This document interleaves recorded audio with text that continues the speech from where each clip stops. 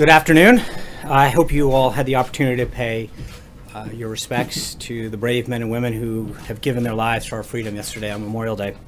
I want to begin by recapping the incredible historic trip that the President and the First Lady have just concluded, because it truly was an extraordinary week for America and our people. In just 9 days, the President traveled across Europe and the Middle East and interacted with nearly 100 foreign leaders.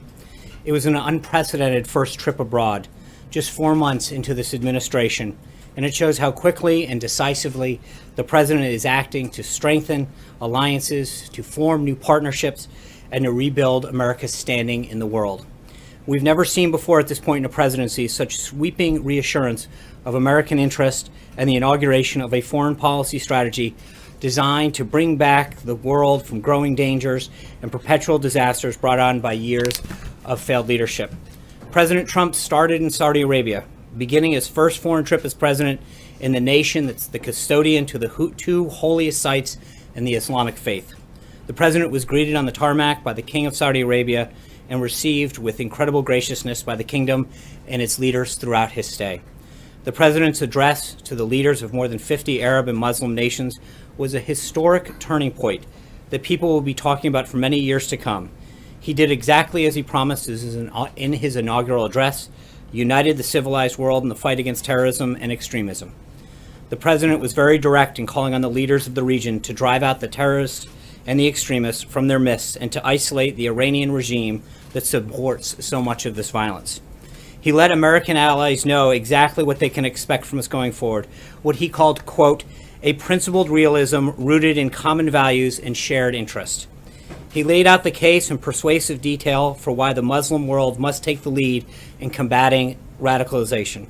And he concluded by saying that if those nations go forward, quote, unified and determined to do what it takes to destroy the terror that threatens our world, then there is no limit to the great future our citizens will have. The president's historic speech was met with nearly universal praise. Former CIA Director Jim Woolsey called it, quote, a courageous speech. Former House Speaker Newt Gingrich said in the Washington Post that we have to look back decades to, quote, find a comparatively dramatic moment in the history of U.S. foreign policy. And former Democratic Representative Jane Harman said that she, quote, loved the idea that he's going to the fount of all three major religions. Countless Arab allies also praised the president's leadership on this visit. President al-Sisi of Egypt said that President Trump is, quote, a unique personality that is capable of doing the impossible.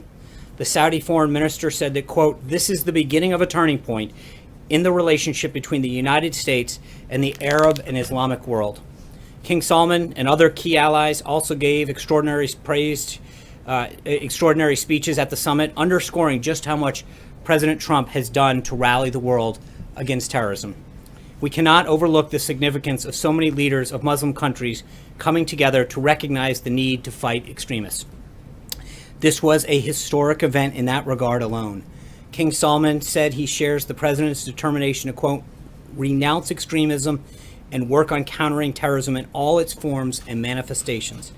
King Abdullah of Jordan agreed that, quote, the grave challenges of terrorism and extremism demands coordination and global action at every level. He stated that, quote, we are all accountable for our commitment to fight radicalization in all of its forms. The visit also included historic economic development deals for the United States, totaling well over $500 billion in the creation of tens of thousands of American jobs. These deals include an immediate $110 billion investment, which will grow to $350 billion over the next 10 years in defense cooperation from Saudi Arabia that will further enable Muslim troops to take on a greater role in fighting terrorism. The president also participated in the launch of a new task force to block terror funding in the Gulf, the opening of a new global center for combating extremist ideology, and more than 30 commercial deals that include companies like Lockheed Martin, Raytheon, Boeing, GE, Dow, Honeywell, Emerson, Alcoa, and Cisco, among others, that will result in an additional $270 billion of Saudi investment in American businesses and American jobs. The president then went to Israel, where he was received with incredible warmth.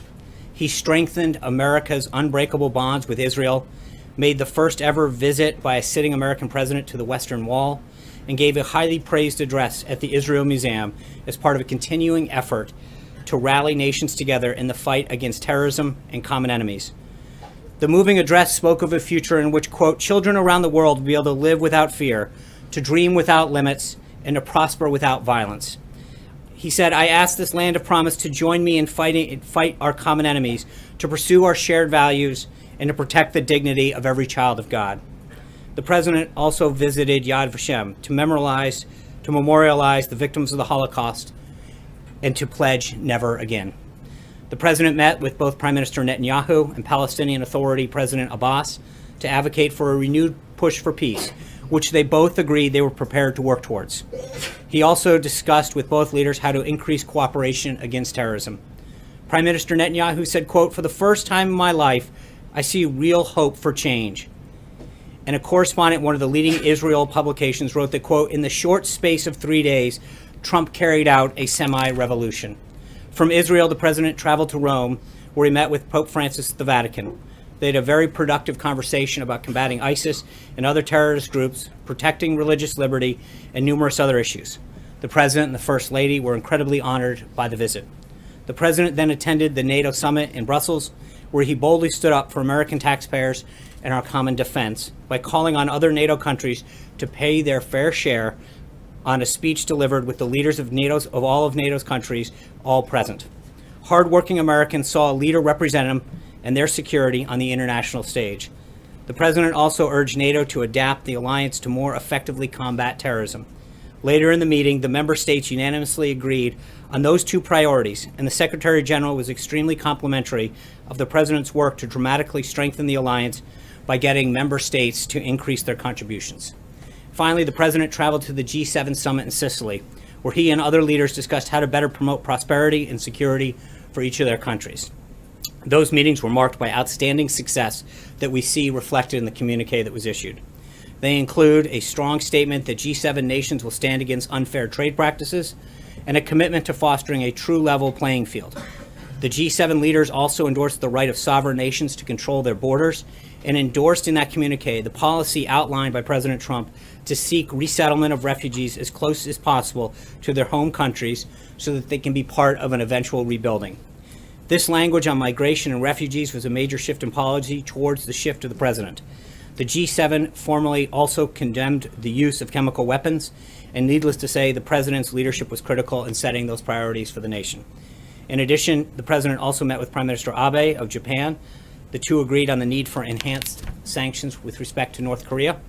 The president concluded his trip with an address to the service members and their family at Naval Station Sigonella to thank them for their service on Memorial Day weekend and to deliver another strong message about the unity in the fight against terrorism.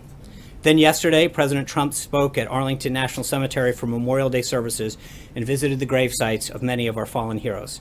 This was an extraordinarily successful and historic 9-day trip the president took. He accomplished the return of a strong America to international affairs, rallied civilized nations of the world against terrorism, took real steps towards peace in the Middle East, and renewed our alliances on the basis of both shared interest and shared burdens. The trip sets the stage for a much more safe and prosperous nation here at home and a more peaceful world for all. We're back at home now, and the president and his cabinet are moving full steam ahead on the president's agenda. As the president noted this weekend, his plan for the most significant tax reform in decades continues to progress, led by Secretary Mnuchin and NEC Director Cohn. While the president was away, the team here held several meetings with members in leadership. In particular, Secretary Mnuchin met separately with the House Ways and Means Committee, Republican and Democrat members, the Freedom Caucus, and the Republican Study Committee. The vice president also discussed tax reform with multiple members and with leadership during his regular visits to Capitol Hill. We'll begin holding industry listening sessions next week, providing an opportunity for business leaders and job creators to give us their inputs on what reforms are necessary to allow us to grow jobs and the economy. This morning, the president met with Environmental Protection Agency Administrator Pruitt. One of the topics that they discussed, of course, was the president's upcoming decision on the Paris Climate Accords. As I've told you overseas, this is the subject that the president is spending a great deal of time on, and one that he spoke to the G7 members about during their meetings. Ultimately, he wants a fair deal for the American people, and he will have an announcement coming on that shortly. Also today, the president's trade representative, Ambassador Robert Lighthizer, is having several meetings with representatives from the Vietnamese government, including the Prime Minister and the Trade Minister, ahead of tomorrow's visit between the president and the Prime Minister. U.S. Trade Representative will have readouts on those meetings available for you this afternoon. Ambassador Lighthizer will also be speaking at the Chamber of Commerce Gala this evening for the Vietnamese Prime Minister. That speech should be available via the U.S. Chamber's Facebook page. During his speech, Ambassador Lighthizer will highlight the developments of our bilateral relationships with Vietnam over the past 2 decades, while underscoring the work ahead in addressing the challenges presented by the recent sharp increase in our trade deficit with Vietnam. As the President has made abundantly clear, trade deficits and unfair trade practices have disproportionately hit American workers. Through a robust and varied trade agenda, this administration is strengthening our important relationships with partners like Vietnam by leveling the playing field with American businesses throughout the world. And with that, take your questions. Bill. Yeah, to the issue of the Russia probe, I'm wondering, Sean, if you can tell us when the President knew, whether the President knew at the time that Jared Kushner was seeking to establish back-channel communications at the Russian embassy to the Russian government. And if he didn't know at the time, when did he find out?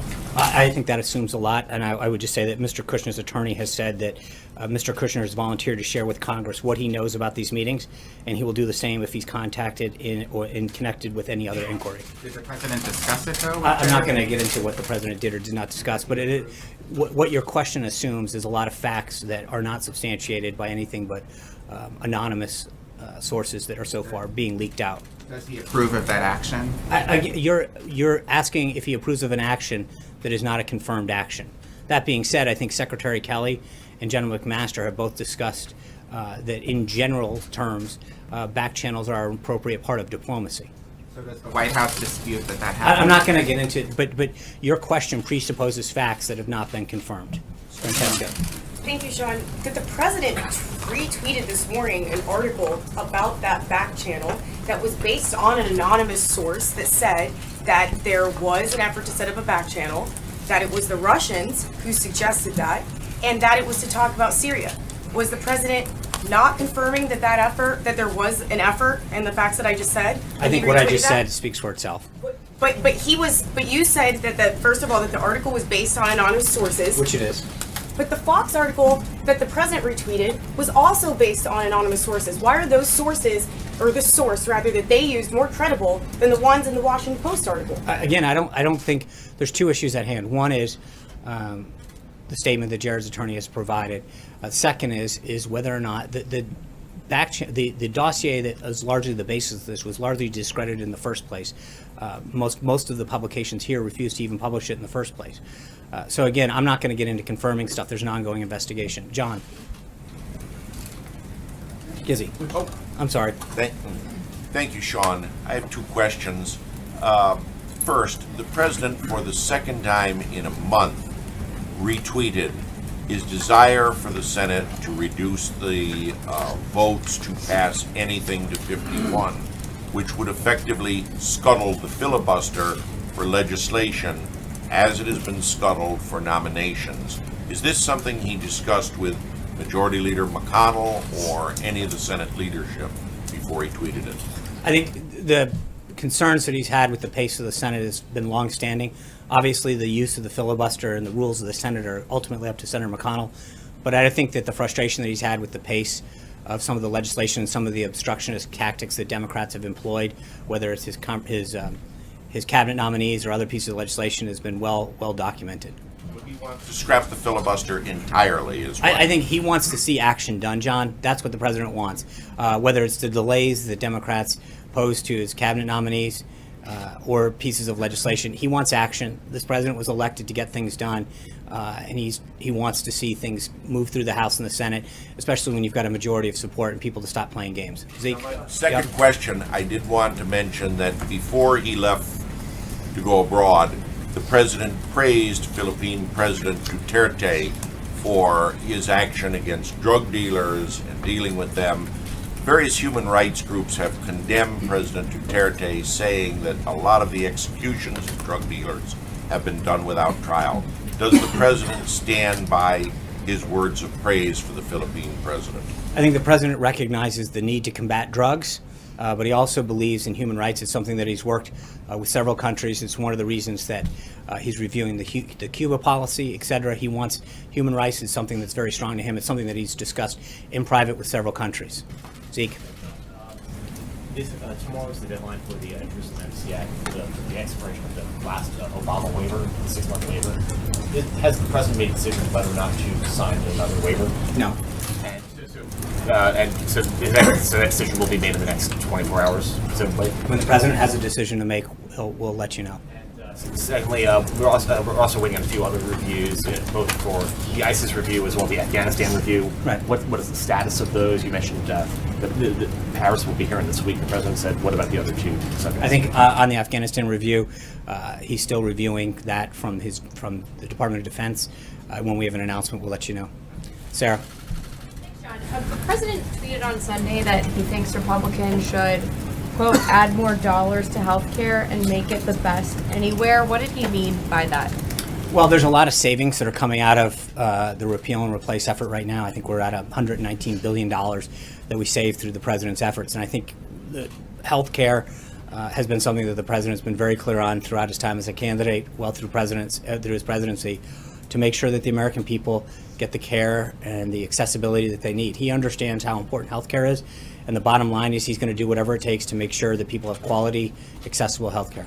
More dollars, did he mean to the high-risk pools? Did he mean to the cost-sharing reduction payments? Where did he want to add I think them? this is the bill's in progress. Obviously, it's in the Senate right now, and he's willing to work with them to do what it takes. Olivier. John, following on one of Zeke's questions, Afghanistan's now the country's longest war. How much more American blood and treasure is the president willing to expend, and does he think it's a winnable conflict? I think the conflict that he wants to defeat ISIS. He wants to defeat al-Qaeda. He wants to defeat threats, to defeat terrorism. I think I just read to you throughout the trip, that was the common thread.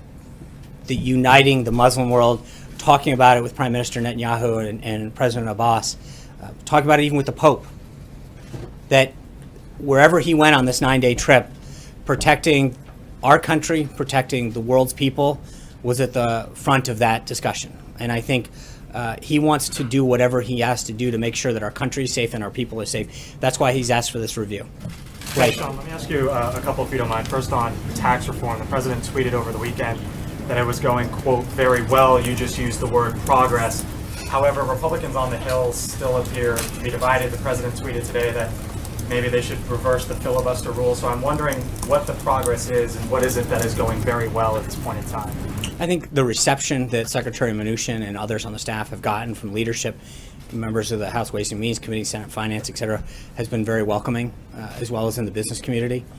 But I think obviously part of as I just mentioned to the previous question, part of the reason that he is frustrated with the Senate rules is because when there is a majority of support on key issues or key people, as the case was in the confirmation progress, he thinks it's standing in the way of progress that the American people have asked for. Let me ask you about the FBI director. Before the foreign trip, Joe Lieberman was the leading candidate identified by the president. Mr. Lieberman's out. Where does the FBI director search stand? John Pistol, is he at the White House interviewing today? Is he the leading candidate at this point? The president will be meeting with 2 additional candidates this afternoon, both Chris Wray and John Pistol. When the president feels as though he's met with the right candidate, he'll let us know. But he'll meet with candidates today and continue to do so until he finds the right leader. Are they two finalists at this point? Are they the 2 finalists or 2 of an expanding group? The president is the ultimate decision maker, and when he makes a decision as to who he believes is best to lead the FBI, he will let us know. Katie. The president tweeted that tax reform is going well, but you just said that he's actually very frustrated with the lack of progress in the Senate. So does the White House still stand by its August deadline for tax reform? And does the White House still believe that health care, tax reform, and infrastructure is going to get done this year? So just so we're clear, there's 2 separate issues, right? One is, I think the talks that Secretary Mnuchin and other members of the staff have had and the reception that they've gotten to the president's bold tax reform proposal is extremely welcoming. I think the president in general finds it frustrating the way how the Senate operates. And again, I'm dating this back to the holdup that they had on some of these unbelievably well-qualified nominees. So we don't want to mix those 2 issues together. But I think he feels very encouraged by the reception that he's gotten to tax reform. Secretary Mnuchin, who had made the comment about August, had talked about, while that was a goal, that we'll continue to work as hard as we can to get it done. But we've got a pretty bold agenda. He's still pushing hard on healthcare. Infrastructure is a priority of his. So the president's legislative agenda is in full swing. Yeah. No. Where do you see the state of the U.S.-German relationship right now, and how important is that relationship to the White House and the president and the American public? I think the relationship that the president has had with Merkel, he would describe as fairly unbelievable. They get along very well. He has a lot of respect for her. They continue to grow the bond that they had during their talks in the G7. And he views not just Germany, but the rest of Europe as an important American ally. During his conversations at NATO and at the G7, the president reaffirmed the need to deepen and improve our transatlantic relationship. And how did he view her comments that she felt that Europe could no longer depend on the United States? Well, respectfully, that's not what she said. So since you're misquoting the chancellor, let me read what she actually said. She said, "The time when Europe could rely solely on others is somewhat in the past. And as I've witnessed over the past few days, Europe must take its fate into its own hands. This means working in friendship with the U.S., the U.K., and neighborly relations with Russia and other partners." That's great. That's what the president called for. He called for additional burden sharing. The Secretary General of NATO said that the president's calls are what's moving them in the right direction. The president is getting results, and more countries are stepping up their burden sharing. That is a good thing for them, it's a good thing for NATO, and it's a good thing for America. Scott Thuman. Yeah, Sean, has the president been meeting with lawyers specifically about defending himself in the special counsel investigation into Russia? I'm sure you've probably seen the reports that Congressman Adam Schiff likes Jared Kushner before his committee and possibly even go over his clearances. I'm not going to dignify partisan accusations of anonymous sources and alleged unsubstantiated attacks. So I'm not even going to just. About the president, whether or not he's had any meetings. If the president has a lot of meetings. If the president has a decision on anything, we'll be sure to let you know. Yeah, Brian. First, welcome back, by the way. Thanks. Two quick questions. This weekend, while you all were gone, someone shot up the Lexington Herald-Leader, and of course we understand what happened in Montana with now Congressman Gianforte. I think he has a misdemeanor charge of assault. Will this administration take a stand against violence aimed at reporters? We'll take a stance against violence against any individual. Well, and so would you, all right, second, let me follow that up with, would you support legislation? You all have been the ones that have come out screaming against fake media. Would you support legislation that would support real reporting, such as this SHIELD law I've asked you before, such as other... We have a constitution, Brian, that supports the First Amendment, which allows all Americans, and anyone in this country, frankly, the freedom of expression. We support that full. The second question. When you say that you're going to try to defeat ISIS and Al Qaeda, what are you doing to eliminate the abject poverty that is the breeding ground for the terrorists? As we've mentioned before, his national security team is putting together a holistic solution to defeating ISIS. When that strategy is complete, we'll have something for you on it. So you said that a back channel is an appropriate part of diplomacy. I didn't say that. I said that Secretary Kelly and General McMaster have both commented on that. Add more to that. Well, how is it that it's appropriate for someone who's a private citizen, not sworn in as an official of the U.S. government, to conduct any kind of negotiation or diplomacy with a foreign official? Again, I would just refer you to both the comments that Secretary Kelly, General McMaster have said about how they can be an important tool in diplomacy. But at the time, there was no one who was close to the president who was working in an official government capacity. How is that appropriate? Again, I think that both of those individuals who are steeped in national security and foreign policy have said that that can be an effective tool, generally speaking, in diplomacy. Shannon. I know the president hasn't made a public decision on the Paris agreement, and I know you don't want to get out ahead of him, but on the more broad issue of climate change, can you say whether or not the president believes that human activity is contributing to the warming of the climate? Honestly, I haven't asked him.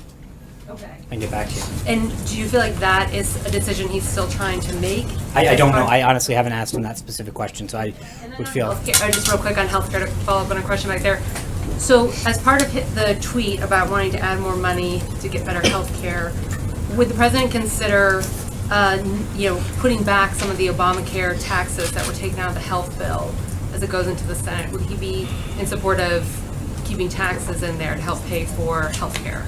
Again, that negotiation is ongoing with the Senate, and I don't want to presuppose what the president may or may not want to do. Deborah. Let me finish, please. Thank you, Sean, for calling on me. Angela Merkel's quote, "We Europeans must really take our destiny into our own hands." How did the president react to that? And will this have any effect on what he wants to do, what he decides to do with Paris? No, I think he, like I said a moment ago, the president believes that seeing Europe and other NATO countries increase their burden sharing is a very positive thing for their own countries, for NATO as a whole, and for the United States. To see these individuals heed the call that he has so eloquently put out over the last well over a year.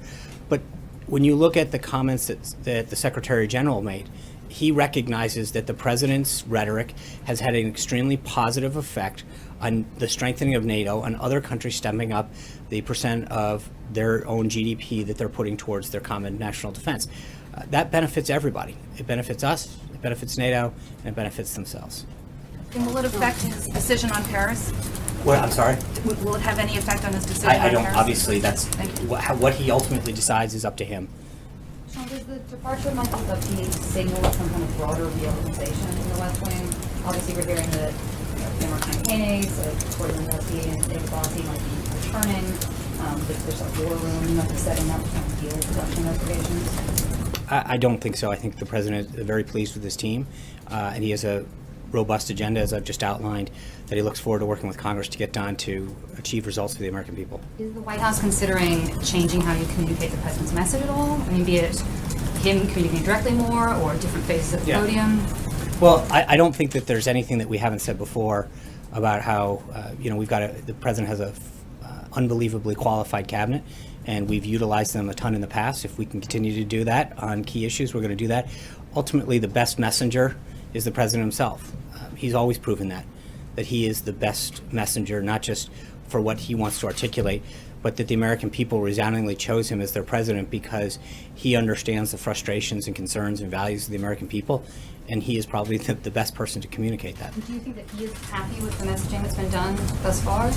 I think he's very pleased with the work of his staff. I think that he is frustrated, like I am and like so many others, to see stories come out that are patently false, to see narratives that are wrong, to see quote-unquote fake news. When you see stories get perpetrated that are absolutely false, that are not based in fact, that is troubling. And he's rightly concerned. Can you give an example of fake news, Sean? Can you give us an example? Jim, I'll give you an example. Please. Sure. Friday, the president was having a great discussion at the G7, and someone from the BBC and ultimately an incoming reporter from the New York Times retweeted that the president was being rude by disrespecting the Italian prime minister. And when in fact you all in every one of the meetings that we sit in watch the president with that one earpiece that's been used by other presidents.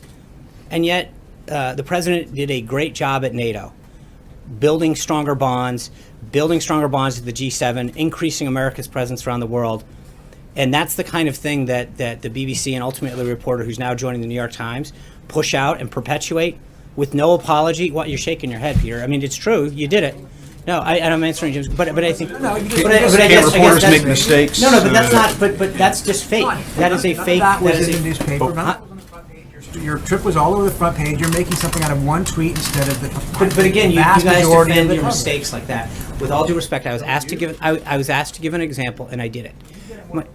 Prominence than anybody ever. I gave an answer to Jim. The problem is that I think the president, to the question, gets frustrated when he sees fake stories get published, things that aren't based in fact, and a narrative gets pushed. That's just so minor. So that's just, well, with all due respect, I think when you see instances like that get perpetrated over and over again, that is frustrating. I'm not here. I didn't come here with a list of things, but I think that there's well, thank you. I appreciate it. What you get to decide what's big and what's not. I think there's a lot of this stuff that has gotten pushed out based on unnamed, unaccountable sources that is very troubling. And I think when you see the same kind of thing happen over and over again, it is concerning. And I think the president has fought very hard to bring back jobs. You, as I mentioned, you had over $500 billion of investment that's coming in that's going to grow jobs, grow our economy. That should be a big story. The president's results when it came to fighting terrorism was a big thing. The idea that we're standing up a global center to fight extremism in Saudi Arabia that's uniting Muslim countries, that's a big deal. I think reports that there's going to be an overhaul of the communications Wait, how operation do- are fake news. I think, I know, so now you want to come back to that. What I'm telling you is that the reason that the president is frustrated is because there's a perpetuation of false narratives, a use of unnamed sources over and over again about things that are happening